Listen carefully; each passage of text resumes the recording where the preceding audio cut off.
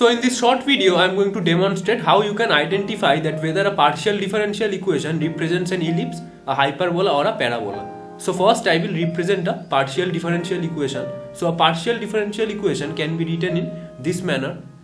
A times del square phi del x square plus 2h del square phi del x del y plus b times del square phi del y square.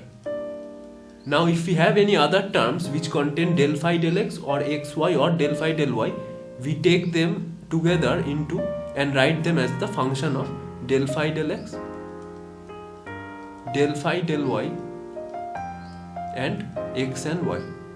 I write all those terms which contain del phi del x, del phi del y, x and y together as the function of del phi del x, del phi del y and x and y, and I equate this entire thing as 0.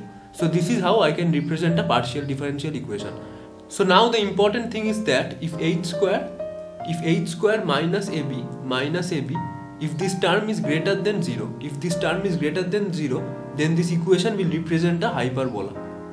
This will represent a hyperbola.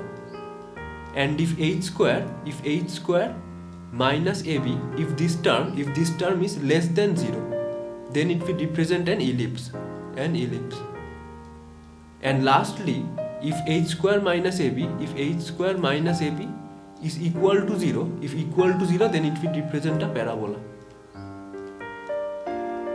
So by comparing from the main equation, we can easily check for the value of h square minus ab and we can tell whether the equation is a hyperbola, ellipse or a parabola. So let's solve some examples. So a partial differential equation is given and they are asking the type of this equation. So we can easily compare this with the above example, that is this expression, and we can find the values of h square and ab. So if we compare this, first what we need to notice is these three terms are what is important, these three. So if we compare this, we will compare this with this term. So what I get is the value of a will be 1, so a is equal to 1, and the value of 2h, the value of this 2h will be equal to 3. So h is equal to 3 by 2.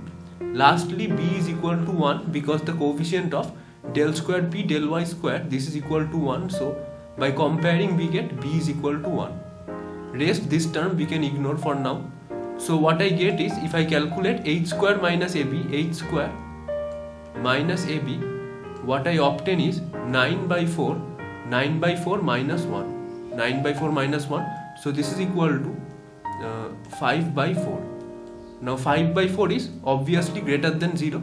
So if it is greater than 0, it will be a hyperbola. So the answer is this PD represents a hyperbola. So it is very simple. So let's try another one. So this next question says the following PDE represents a parabola, then the value of k square is. So again we will compare this to the general equation which we have written, this one. So comparing, what we get is the value of a will be equal to 3, 2h will be equal to k, and b will be equal to 3. This is of no use. So what we do is we calculate the value of h square minus ab. So this will be equal to h square will be here k square divided by 4 minus ab will be equal to 3 3s are 9. So this is the value of h square minus ab.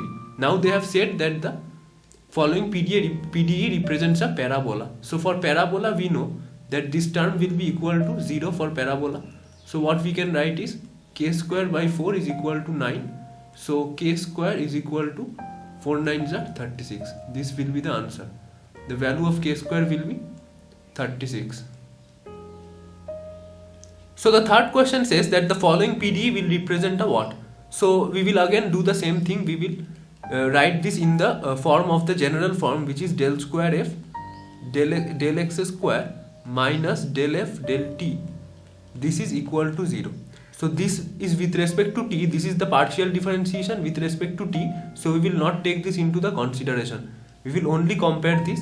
So if we compare this term with the general form which we had written, this a will be equal to 1 over here, a will be equal to 1 over here, so a is equal to 1, and rest h equals to 0, b equals to 0, because the other terms do not exist in this equation. So if I write h square minus ab, this is nothing but equal to 0 minus 1 into 0, which is equal to 0. So this is nothing but a parabola. This is also a parabola. So this is all about recognizing the partial differential equation.